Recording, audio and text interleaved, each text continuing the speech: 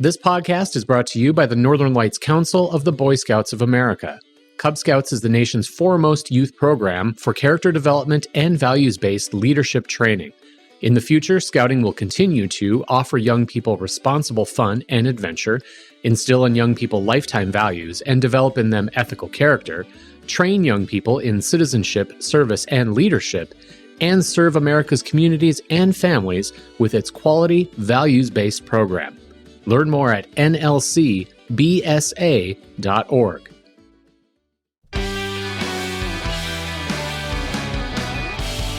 Hi, everybody. I'm Chad Koel. Welcome to this edition of the Northland Outdoors Podcast. Boy, do we have a fun conversation for you today. Thomas Allen, the digital content manager for In-Fisherman, co-host of the In-Fisherman television show, and a guy who has his fingers in so much of the outdoors, not only fishing, but hunting and all sorts of other pursuits. Fantastic outdoorsman, and some great conversation today. We are going to tackle some of the hot button issues in fishing, like forward-facing sonar and all sorts of stuff. So stay tuned for that, a great chat with Thomas. But before we get to that, a reminder for all of your Northland Outdoors needs and information, make sure you go to inforum.com and subscribe. Join up at inforum.com. The cost is next to nothing, and you get access to so much unbelievable information. Inforum.com is where you want to be. And also, don't forget to check your local listings and make sure you don't miss an episode of Northland Outdoors Television all across the North Dakota ABC network and KSFL TV down in Sioux Falls. So watch out for that. Some great episodes this past season. So without further ado, let's talk fishing and lots of outdoors with my good friend Thomas Allen.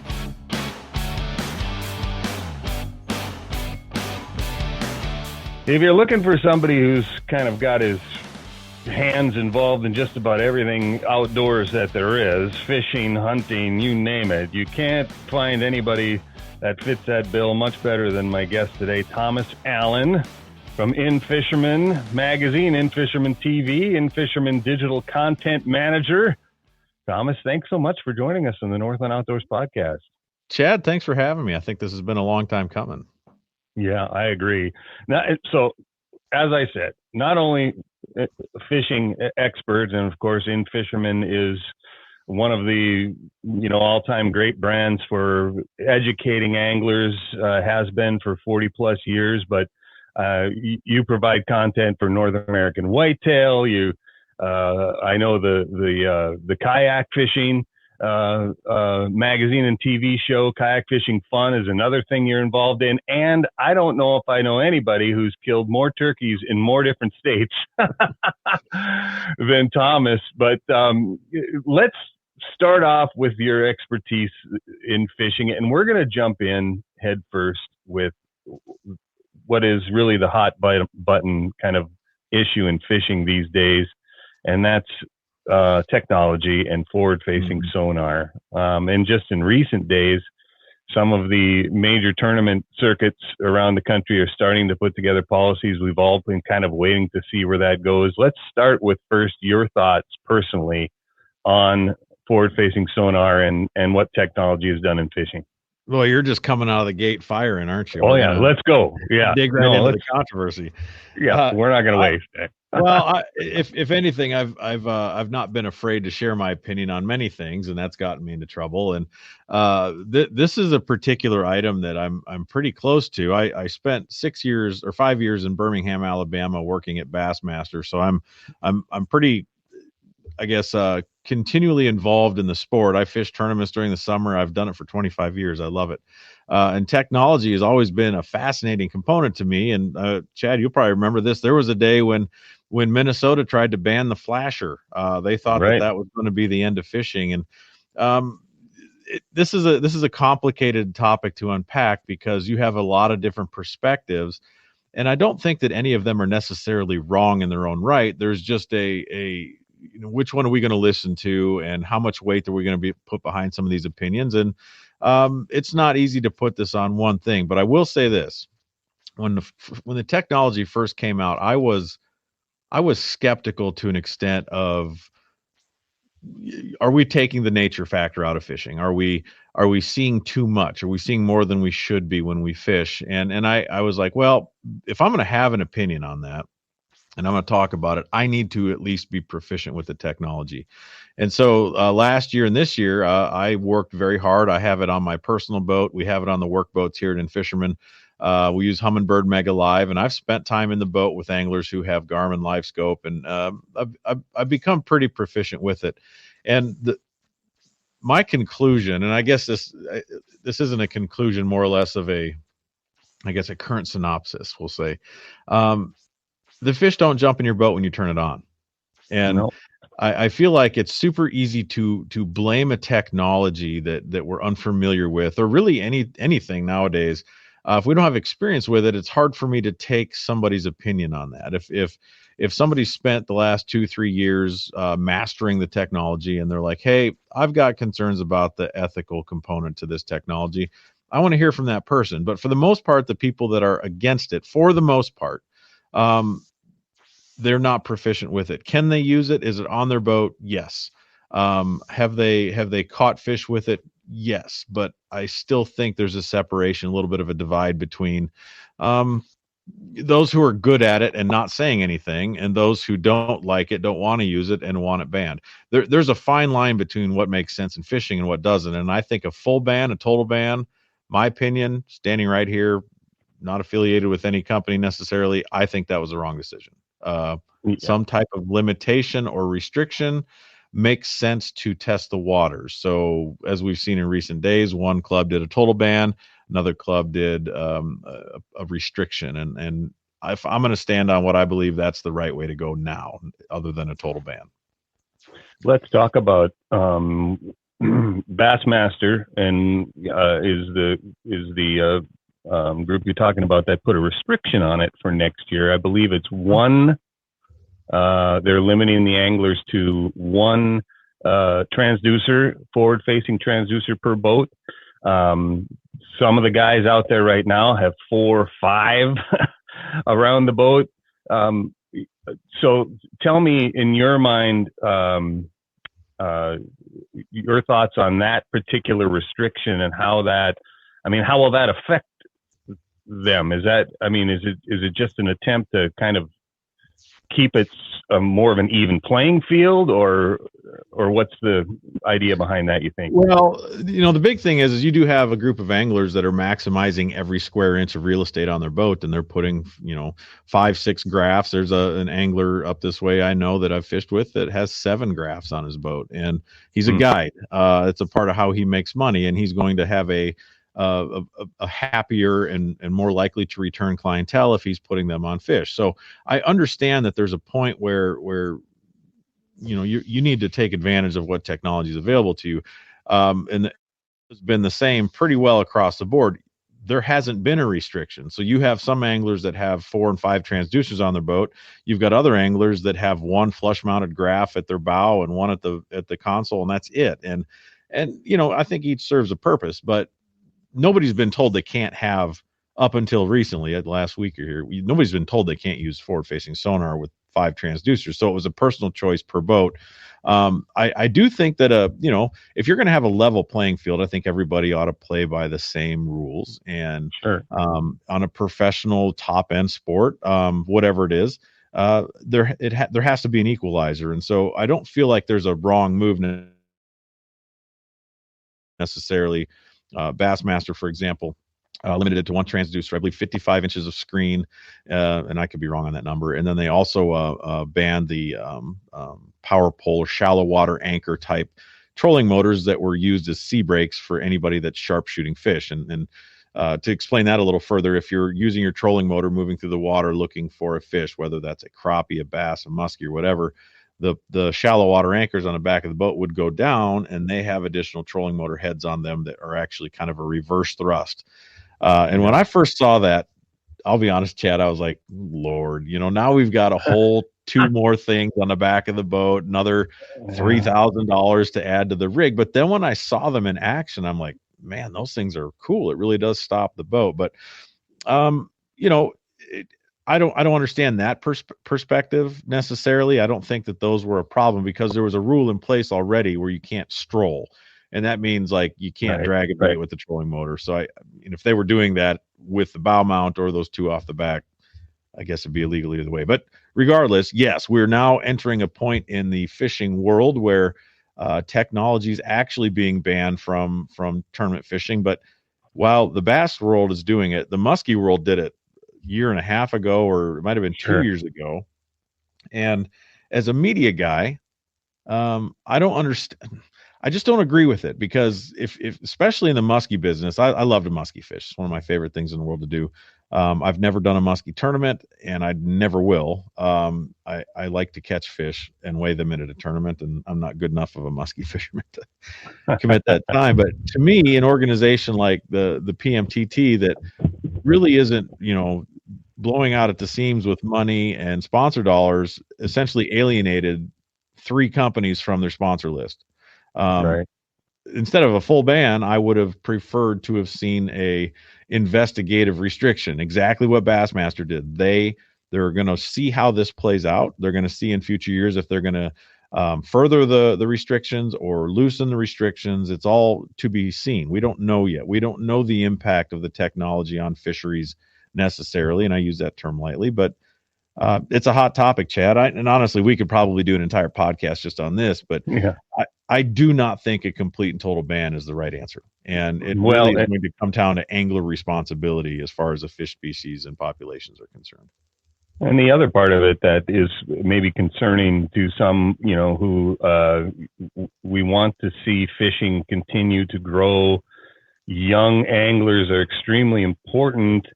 How much are we going to alienate young anglers by banning this stuff and they're the guys that are really embracing this thing? I mean, obviously there are a lot of veterans too doing it, but I mean, that's just the way of the world. They understand this stuff. They've grown up with it.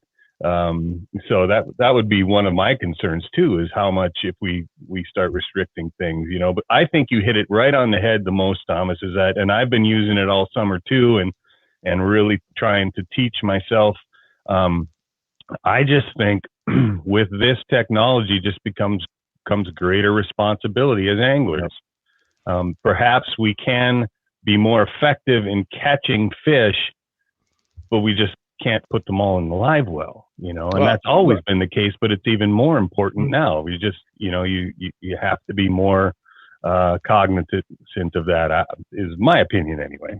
Well, and look at what we've done as an industry, as educators, as content generators, and I feel a very strong calling to engage the next generation in fishing, and I take both my kids fishing on a regular basis. So I think there's not only a personal responsibility in maybe not catching another crappie once you've got your limit, or you don't need a limit every single day. There's all kinds of things you can do to be responsible, but we've also created a pathway that has a shorter learning curve. And I do believe that within the ranks of professional fishing, whether it be walleye or bass or whatever, that the old guys, if you will, essentially help pave the way to get to where we're at.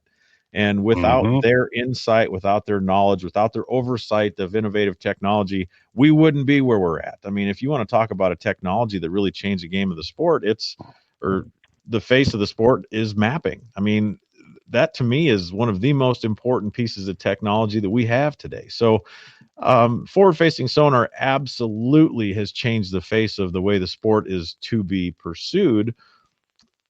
But I've spent a great deal of time with it, hundreds of hours with it over the last 2 years, and it's not easy. It is not just turn it on and bam, you've got a magical limit of winning fish in your live well. It takes time on the water. And every person I've talked to over my career, the number one thing that they suggest, the number one path they suggest to success, to become a better angler, is time on the water. So if you're willing to understand the technology, learn its benefits, practice and enforce personal responsibility where necessary, I don't really see it as a problem. However, I will say this, and I know we could probably slide into another topic here. I will say that having 6 transducers on the boat does not interest me. I do want to have an element of surprise. I do want to compete with Mother Nature on a level playing field. So is it cheating? No, I don't think so. No. Cheating. I think it's up to you. I think it's your personal responsibility. And I'd rather not have somebody tell me what I can and can't do. I mean, that's the American spirit, right? We want to be free. So take it for what it's worth. Well, and you want to have an opinion on it, go use it and then tell me what. Yeah. And I think you kind of maybe just hit a little bit on one of the problems for the negativity is the cost factor. That's one of the comments you see the most is, well, I can't afford the, $3,000-$4,000 thing. And I get it. So then you're negative against it. That'll probably, likely will change as time goes on. So yeah, it's an interesting time, to see all of this, but I will tell you this. The idea of forward-facing sonar is not brand new. I remember back in the 90s, a guy by the name of Doc Sampson, who was one of the best sonar guys in the world, had his flashers on the front of the boat, and he would take his transducer and tilt it at an angle, up a little. And so when he saw a fish on the flasher, he could spin his motor one way or the other. And if the flash got wider, he knew the fish was on this side.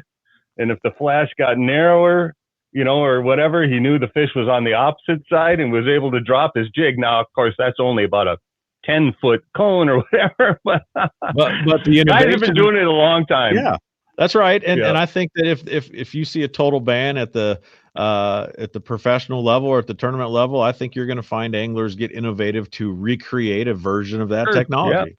So, and more rules isn't the answer. I just think personal responsibility is a key. And finally, recognizing and appreciating where the technology started, and that there are people that paved the way before you that you don't necessarily owe a debt of gratitude, but you got to understand where it came from. I think it's important that we know history. And you're right. There was a time when flashers was the devil, but now it's, it's a little different. So, yep. All right, we're entering my personal favorite time of year to catch fish, and fall fishing. It's always kind of depressing for me when Labor Day weekend comes and I see all these people pulling their boats out of the water, and I understand it, right? School starts and everything gets busy, but wow, I mean, the fall is a great time to chase fish, is it not? Tell me about fall fishing in your mind. Well, first of all, I don't get depressed when Labor Day gets here, because that means when everybody's gone, like 90% of the boat traffic is gone. So I do like that part. Yeah. Well, sort of. Those of us that enjoy fishing in the fall know it really is one of your best shots at big fish. And I do love to musky fish in the fall. In fact, I've got one bass tournament remaining on the season.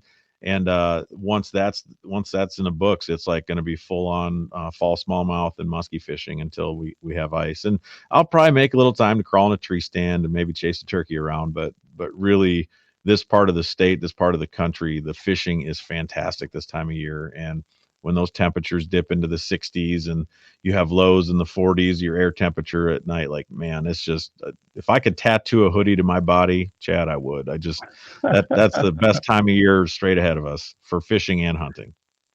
You had an interesting, article, and some of the terms that people hear that, sometimes creates confusion with folks who don't do a ton of fishing. And one of them is fall turnover. And you had a nice story on the In-Fisherman website about that here just recently. Tell us what that is and how that affects fishing when it happens. And how do you know when it happens?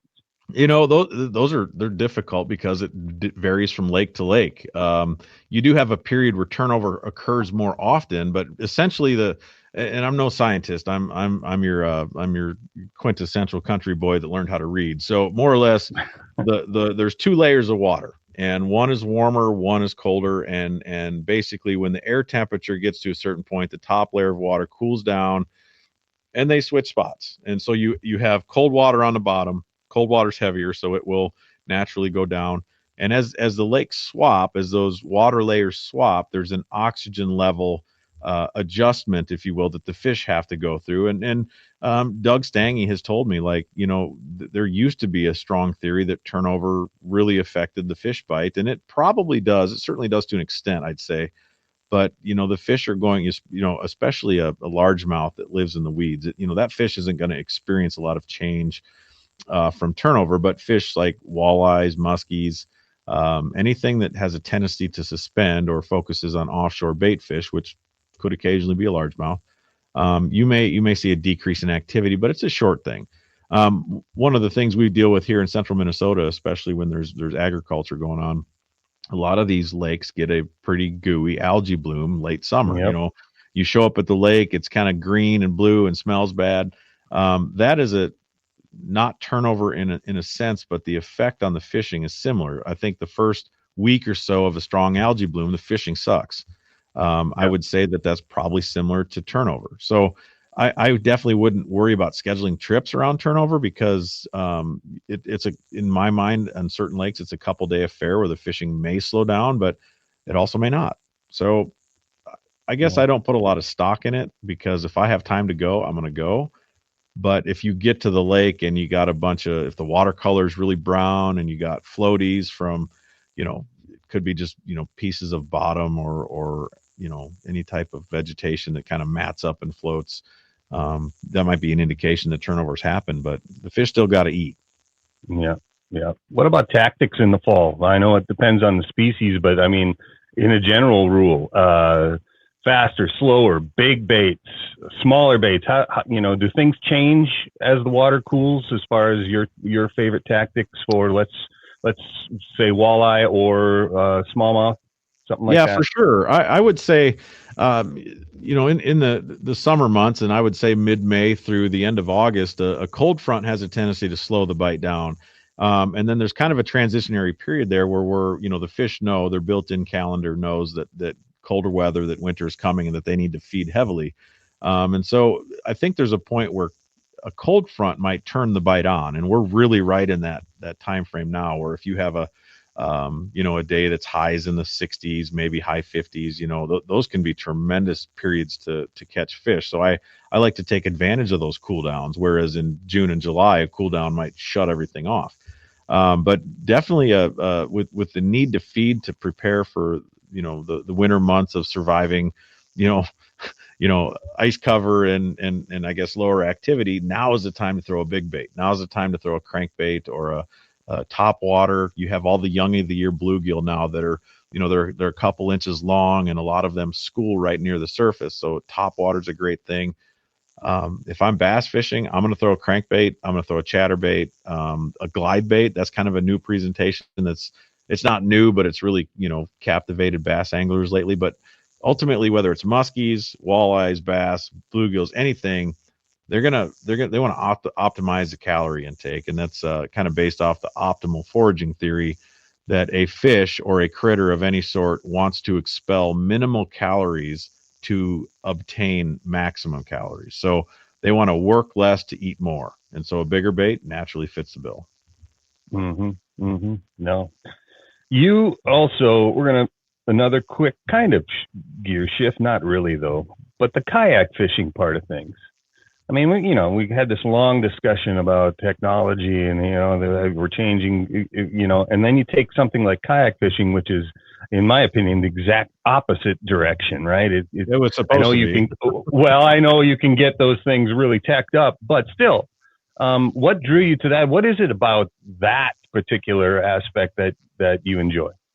It was kind of an accident when I worked at Bassmaster. The fishing kayaks just kind of exploded on the scene, and tournaments were starting to pop up, and I was the guy that they said, hey, we want you to cover the kayak fishing segment of the industry. And then I was actually a part of kind of getting the Bassmaster kayak series off the ground, kind of managed a lot of the coverage, if you will. And it wasn't something I was looking for, Chad, but here where we live, I've spent, we've lived in Brainerd now for almost 4 years, but my wife is from Western Minnesota, and I've been visiting their family cabin for well over 20 years. And the small lakes have always just captivated me, because there's very little information, or at least there was back in the day. There was very minimal access, and it was like custom built by God for kayaks, right? Just a wonderful place to launch a kayak and experience some tremendous fishing. And so when I was exposed to the fishing kayaks when I was in the South in Birmingham, I thought, man, we got to get these up north. And naturally, it was amazing. This is a perfect place for whether you want a simple sit inside kayak or a decked out, teched out, sit on top of fishing kayak. You can really experience the outdoors in a pretty neat way. And I guess, I'll be honest, I'm not going to sell my boat. I like 250 horses scooting me across the lake as fast as I can go. But there's a time when you want to just sit on a kayak and you don't hear a motor, you don't hear anything. And it's a different way to experience fishing. It's intimate. And so I think that was kind of my move towards kayak fishing. But being a tech junkie, I overdid the rigging, and I'm not sorry about that. But I have a couple kayaks that'll carry 2 graphs. It again, it's what you like. You can do it however you want. That's a beautiful thing.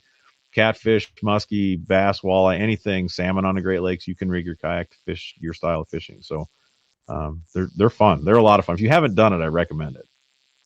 Is it, just give us a tip on how, do you need a huge investment to get involved in kayak fishing? Is it difficult to rig like say you went to Fleet Farm and just got yourself a inexpensive kayak? What are some of the things you can do to make it work as a fishing kayak?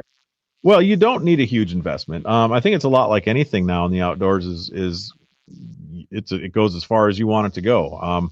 You can, visit your big box retailers, Dick's Sporting Goods, Walmart even has some, Fleet Farm. I've even seen some at Tractor Supply, which is a interesting place to go buy a kayak, but they've got them. So you can certainly get into a fishing platform, a stable sit on top platform for less than $1,000. And they're reliable. They're rotomolded plastic, so they're not too difficult to move.